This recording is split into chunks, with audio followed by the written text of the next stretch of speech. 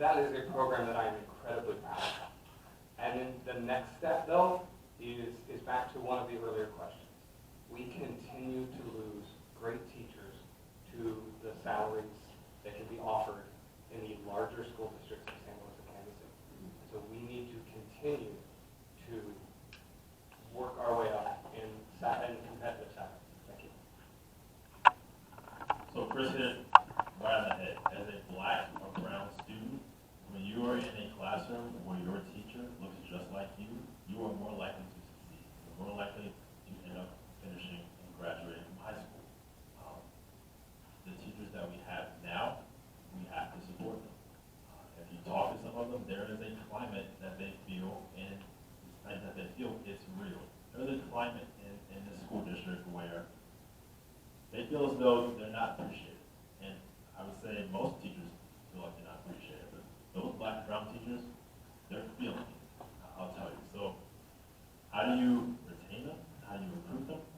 Let's develop some programs where we're going out and we are developing programs where we're recruiting from HBCUs. Let's bring those teachers to Columbia, Missouri. You can go to Hampton and Southern and Grambling, and you can recruit those teachers to come here.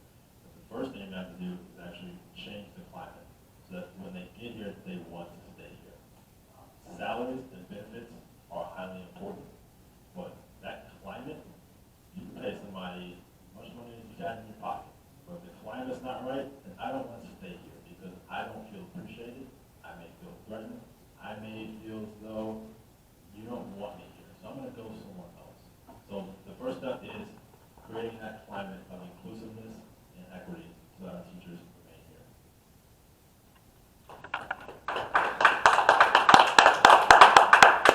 Sometimes going last is kind of like, yeah, what they said, but what they said to some extent. Now, I'm going to try to say something different. I do agree with everything that these gentlemen have told you.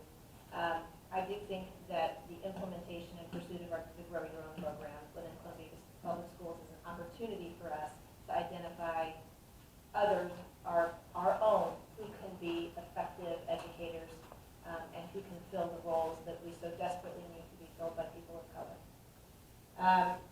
There cannot be enough said about the power of a student having somebody to look up to and to identify with.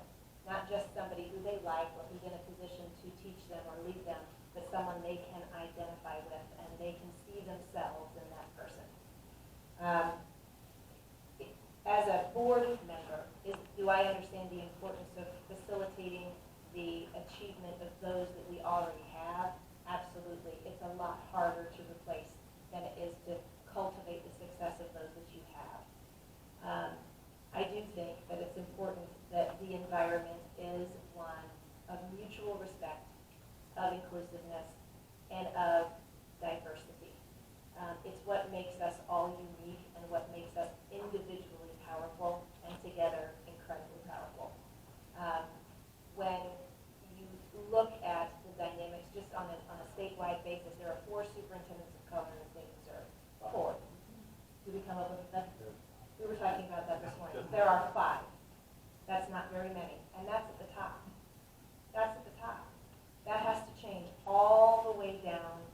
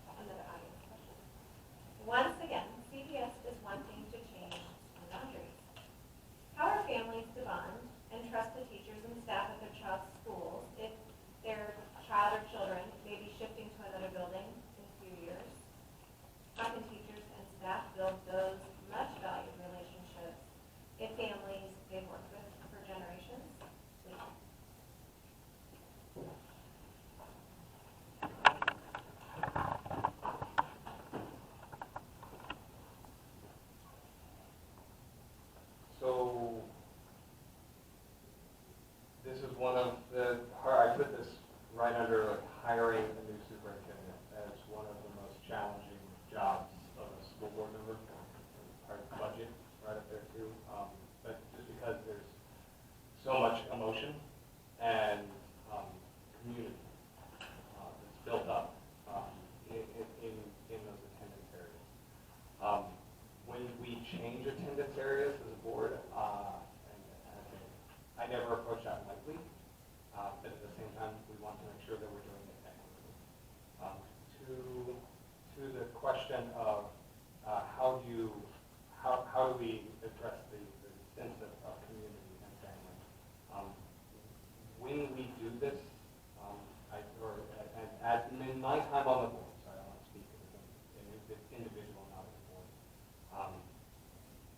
it has been approached with a lot of forethought and a lot of time. Where the attendance areas have been changed, they actually were changed a year ago in preparation for what's going to happen next school year. And that was done so that families could have enough time to make sure that they could stay together. There were many grandfathering options created, and options such as starting early at certain schools for families. Those were all done with a lot of thought and a lot of community input, multiple forums over a months and months long process. So when it's done, it's not done lightly, but I think it's important that when we approach it, we continue to do it with community and stakeholder input, and that we do it with enough time so that families can prepare for those moments. So I met with Superintendent Steelman a few days ago, and I actually asked him this question. Are we partnering with the city and the county to come up with these district plans so that we're not doing it every 2 or 3 years because we're not planning ahead? He did say that they are. We are partnering with the city and county to figure this out. So the question was, how do you build trust? I'll just read it if that's okay. So CPS is wanting to change boundaries. How are families to bond and trust the teachers and staff at their child's school if they're shifting to another building in a few years? How can teachers and staff build valued relationships with families they work with for generations? All right, so it kind of goes back to maybe the first question. It was about how do you get out to the community? And when you start that next school year, hold a meeting with the parents. If you can't get all your parents there, go out and find those parents. You have to build that trust. You have to build that bond. If you had a family that's been in school for multiple generations and they're moving, that's hard. I've moved schools, I've moved states just for 1 year, and that was difficult. To move an entire family that's been there for generations, that's difficult. And we have to recognize that. So we have to go to our teachers and give them the support and the resources to be able to build that bond. Give them the time to do it. Understand that there's going to be a process once that changes. This change is difficult. So it is a difficult question, and when we're talking about kids moving schools at the age of 8 or 9 or even at 17, it is challenging, but it's a challenge that I believe our teachers and our administrators, our principals and our counselors are up to the challenge. We just have to give them that support and resources to get to do it. So the shifting of attendance areas is a reality, and it's an unpleasant one. And if I could sit here in good faith and tell you that that's not something that we can not change attendance areas and not change boundaries, it wouldn't be truthful. Because there is growth in Columbia. There are additional homes being constructed. People shift from place to place. And we end up in a circumstance where we truly do have to balance the needs of the community to be able to send their students to schools that are representative of the community as a whole, with the need for students to not be transported for hours and hours and hours a day across town to attend the school, with the need for our teachers to have manageable class sizes, with the need for us as a board to make these decisions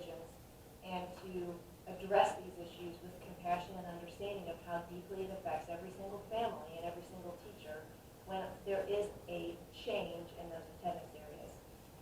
It's even more difficult when you understand that there are families who have been moved more than once. There are families who have been shifted once and maybe by circumstance have moved again because they needed to, and now they've just started a new school and look at the possibility of moving again. It's a reality.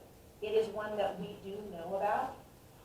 We have the technology available to us now to provide us with data down to the household level to some extent, so that we can understand what our decisions really look like. And is this a family that we've moved last year? We can ask those kinds of questions when we make those decisions.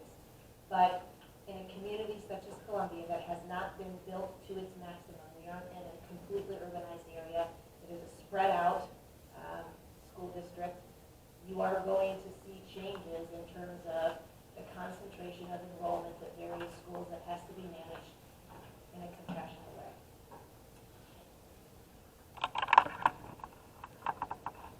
I think one of the bigger underlying issues is the work that we as a community need to do to make sure that we're getting the message out that all of our schools are equitable and inclusive environments.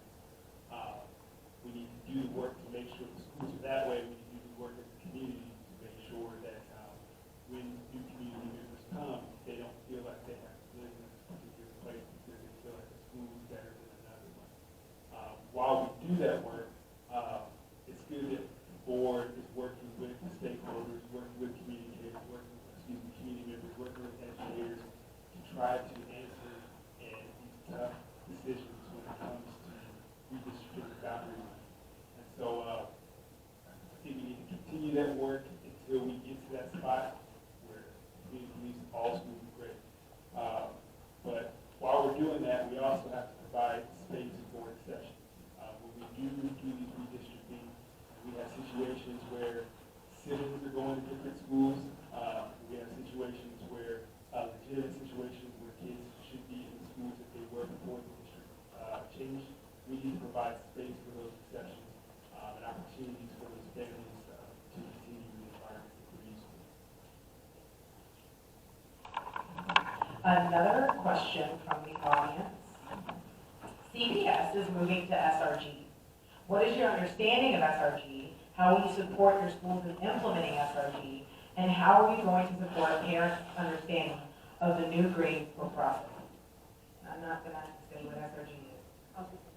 I want them to make sure they know.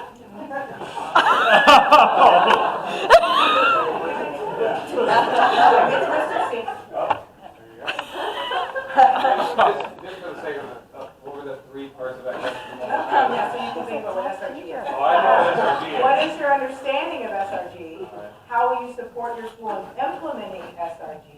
And how are you going to support parents' understanding of the new grade school process? Okay, so I'm not the type of person who's gonna sit here and give you an answer that I don't know. So I'm gonna ask, what is SRG? Standard reference grading. Somebody, My bad. no, it's perfectly fine. I don't like giving answers when I don't know. I'm comfortable saying I don't know.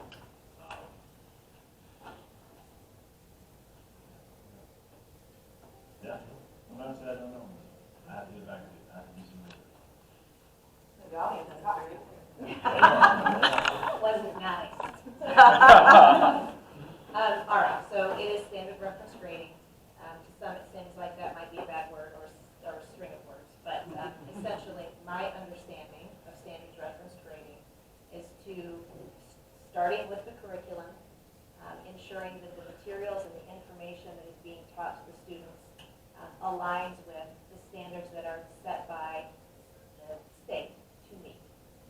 In other words, we're teaching to accomplish a very specified set of goals, including very specific subsets of achievement markers, for lack of a better phrase, that can be measured in a more standardized way.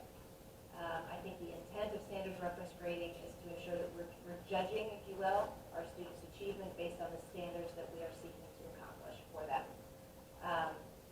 In terms terms of the implementation, the selection of the materials and the evaluation of the existing curriculums to assess the degree to which they align with the standards that we are trying to meet is one of the things that we've done fairly recently, certainly with respect to the selection of the materials, is one of the ways to implement this type of grading system in terms of explaining it to parents.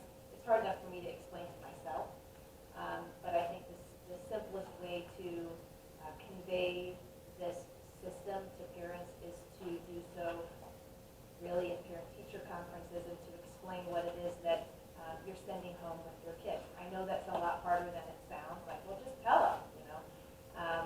I understand that the accessibility to being able to communicate that information is sometimes challenging, but when it comes from a teacher explaining, hey, this is what we're doing and this is why we're doing it, I think that it carries great weight and great input for all of our parents. Thank you for bringing this up. So the first time I heard about standard reference grading was a friend of mine who I played basketball with, who teaches over at Rockbridge. And he was like, man, if we're going to do this, it's going to be a lot of work. All right, man, I don't even know what it is yet, so last question. The best way that it was explained to me was on behalf of one of our principals who would support this. He said, you know, currently, you know, with the current grading system, you know, a kid can pass a test. But do we know that that kid has the critical thinking ability to be able to apply the knowledge that he's receiving when he leaves school? You can be good at taking tests, but do you really understand the materials and really have the skills necessary to succeed? So when he put it to me that way, I said, well, this is great. You know, and it's hard for me to wrap my head around because just like everybody else in this room, I think, I was used to a certain way of receiving grades. And so the challenge is going to be making sure that whatever the standards are, making sure that they're applied equally across all of our schools. So implementing that is going to, we're going to have to provide our educators a lot of support in that process, allowing time to make sure that everybody is on the same page. Because the way this works is it's going to be assessing our children as they go through an educational journey on the skills that we believe that they should have. And so I think it's going to provide a level of consistency as the kids go through K, middle, and high school, which I think is great. I think it provides additional context beyond what we're used to looking at A, B, C, D. Well, hopefully we'll say And then as far as the parent support, it goes back to one of our earlier questions about communicating. We're going to need to make sure that our parents buy into this and understand what this is. And, you know, so we're going to have to blast this out on every single social, every single media, email, any sort of medium that we possibly can to make sure that parents understand.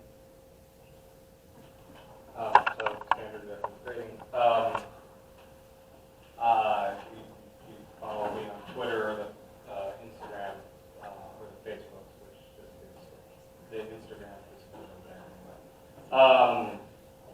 You'll see it when I was walking through Mill Creek and Blue Ridge and Rockbridge Elementary School with Dr. Stiefelman as we were talking about the materials for and while we were there, we had the students explain SRG. And what was profound and amazing was all of the students understood SRG. The kids in the classrooms where SRG is being used, they understood. They could walk us through. If I'm here, that means I still need help. If I'm here, I can do it on my own. If I'm here, it means I could teach other people how to do it. And that was powerful. The second the students understood what that skill meant, and what that ability was. So when we talk about pivoting over to like how do we support parents, well, we have already included SRG as a topic of conversation with our parent universities. So I don't know if they're happening often, sometimes during the day, sometimes at your building, sometimes in the community. But that's already part of that conversation. But if we're not leveraging the power of the kids as they go home to explain to mom and dad, this is what the grades are going to look like now, we are missing out. Because because there is going to be that pushback. I remember it with math right before I got on the Board of Education. Well, this isn't the way that I learned it. I got A, B, C's, D's, E's, and F's. Maybe not an E. Sorry, I just got in a roll there. It's going to be different. And different is challenging, and different's different than the way I grew up, and so difference may be wrong, but it's not. SRG is great, but to your educator friend's point, yes, it is going to be hard work. And thank you, and I support you for doing that hard work stuff. Thank you. All right, guys, so you survived. So, all that we have left are your closing statements. You're each going to have 2 minutes to give your closing statements, and we'll start in the reverse order, so we'll start with Ms. Wade, and we'll go down the table. Thank you. Well, first, thanks for having me here tonight. I appreciate the opportunity to talk to you. I hope that you learned something new about each of us that you didn't know when you came in. I learned that you are a relentless bunch that will ask really tough questions. Look, it seems unbelievable to continue to sign up for this job for over a decade, but it's because I'm passionate about this. When I started on the board, my daughter was entering kindergarten, and if I'm allowed to serve for 3 more years, she's going to graduate from high school. It's an entire lifetime in public schooling to watch this child go through that process. It's from kindergarten to 12th grade. I am the product of many different kinds of schools, and I can tell you that in Columbia, the role that our district and our teachers play in the lives of our families is incredible. I do divorces for a living, and I can tell you in every one of my cases that involve the custody of a child, it's the teachers often who know more about what's going on with the child than perhaps their parents do. It's the teachers who are the constant, the always, the morning, and the next day. I do think that public school is under pressure, it's under fire, and it's under attack. And for me, that means that everything that we value in Columbia and outside is also vulnerable. Now is more important than ever to advocate for public schools, to ensure that you all are paid the way that you ought to be paid in a responsible way, in a way that is keeping promises that we are able to make. And it's a time to really be mindful of the way in which we can, as a community, unify around the concept that there is nothing more important than a strong public school for a community, whether you're a parent, you're a senior citizen, an individual, or a teacher. My name is Helen Wade. I would be honored if you would allow me to serve for 3 more years. Please let me know when it's up. So I want to thank you all for coming out. You obviously have some tough questions. I'm willing to learn right there alongside you and all of our students. As I said, I don't like saying I don't like giving answers I don't know. I'm willing to admit when I'm wrong. I'm willing to admit I don't know something. When I was at Rockbridge, before my senior year, in June, my father passed away. That August, I discovered that I was about to become a father myself. The next day, I started my senior year of high school. Without my family, I probably wouldn't be where I'm at today.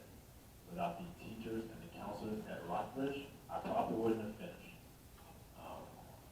The reason I am sitting here, the reason I graduated from Rockbridge, the reason I graduated from Columbia College, the reason I went and joined the Marine Corps as an officer, and the reason I came back here when my time in the military was done, was because of those teachers and those counselors at Rockbridge High School. They were lifesavers. Some of them attended my wedding. I understand the value of teachers.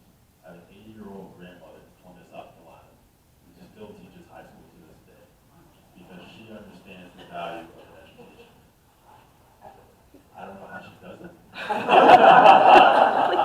she does. And she is an inspiration to me, just like those teachers and counselors at Rockbridge are. We value you. We want you to succeed. We want you to stay here. I want my kids to go through CPS and have one of you be their teachers. I want to get an email from you saying, Drayden's not doing good in math. I'm sure it's going to happen.